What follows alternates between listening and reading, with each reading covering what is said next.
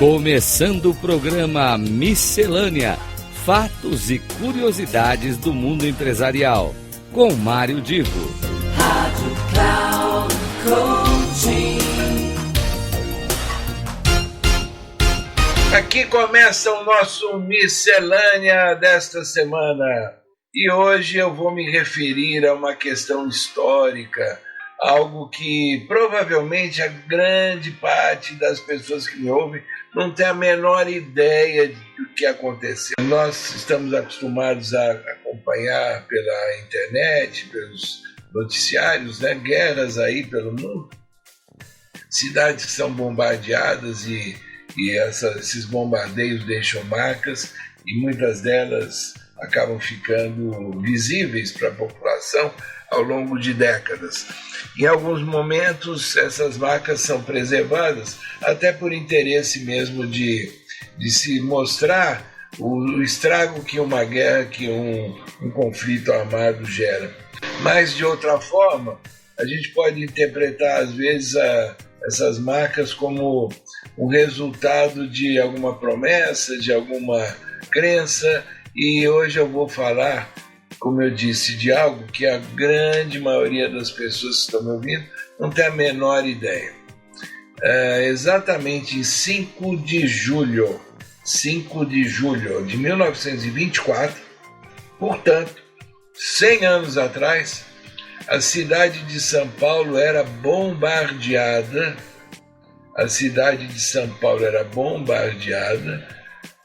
Por conta de um conflito entre rebeldes contra o governo federal e os militares que defendiam o governo federal. E houve então, na época, a presidência da República era no Rio de Janeiro, e a cidade e os militares que defendiam o governo cercaram a cidade de São Paulo. Havia o interesse dessa oposição era terminar com o que ficou conhecido, uma república chamada Café com Leite. Era um jeito de conduzir eleições fraudulentas, acordos políticos, enfim. O poder acabava ficando na mão de pouca gente.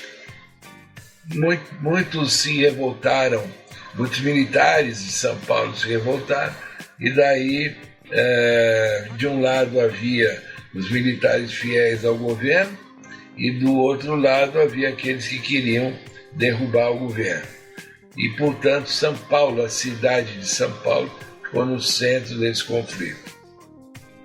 E, para vocês saberem a que ponto chegou, são 100 anos passados, mas em algumas situações essas marcas existem até hoje.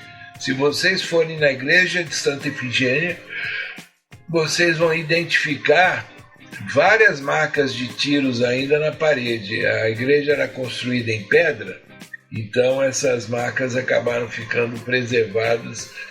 Como eu disse, os párocos da igreja de Santa Efigênia resolveram manter essas marcas como forma de mostrar o resultado do que é uma guerra.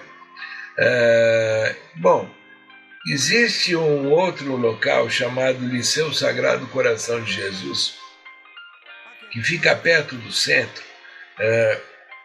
Ele foi atingido por 3 balas de canhão, logo no primeiro dia do conflito. E esses fragmentos das balas de canhão estão expostos ali até hoje. Inclusive os portões de entrada têm marcas de tiros. O diretor do colégio, na época, Norte há 100 anos, fez uma promessa de que se nenhum estudante ou funcionário fosse morto nos combates, ele construiria uma capela, construiu a capela e manteve as marcas visíveis como um reflexo do que é um conflito armado, como uma forma de mostrar esse lado da história. Existe um outro mosteiro, que é o Mosteiro de São Bento, que é um dos principais templos católicos de São Paulo e que também foi atingido. Contam os historiadores que jogaram uma granada lá dentro, mas ela não explodiu. E em agradecimento, como demonstração de fé, o mosteiro construiu um altar que está lá no mesmo lugar em que a granada caiu.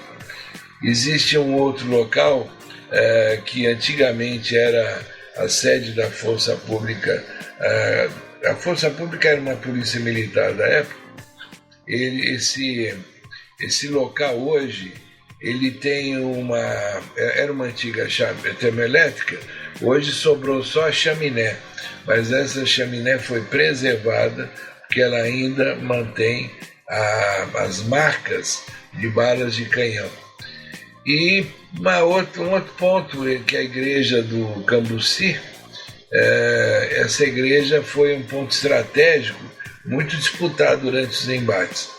Naquela época, a fachada, a janela, o teto, tudo foi muito danificado, mas ela permanece até hoje com algumas dessas marcas, recepcionando os fiéis da igreja e mostrando o que é o resultado de uma guerra.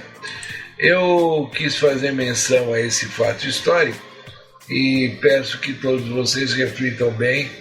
Quem estiver em São Paulo, quem for para São Paulo, até sobre uma ótica de conhecimento e história, vale a pena visitar. Para quem não é de São Paulo, vale a pena refletir que uma cidade como do porte de São Paulo foi a palco de uma guerra interna no Brasil há 100 anos. E esse é o tipo de conflito civil que nós jamais podemos admitir novamente. Um grande abraço para vocês, fico aqui com o Miscelânea de hoje, contando com a presença de todos na semana que vem.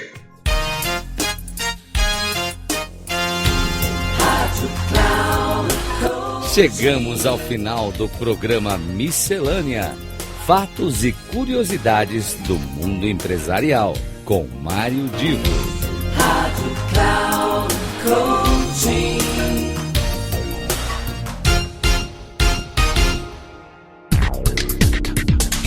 Ouça Miscelânea, fatos e curiosidades do mundo empresarial, com Mário Divo. Sempre às terças-feiras, às 9h30 da manhã, com reprise na quarta-feira, às 12h30 e na quinta, às 15h30. Aqui, na Rádio Cloud Coaching. Acesse o nosso site, radio.cloudcoaching.com.br e baixe o nosso aplicativo na Google Store.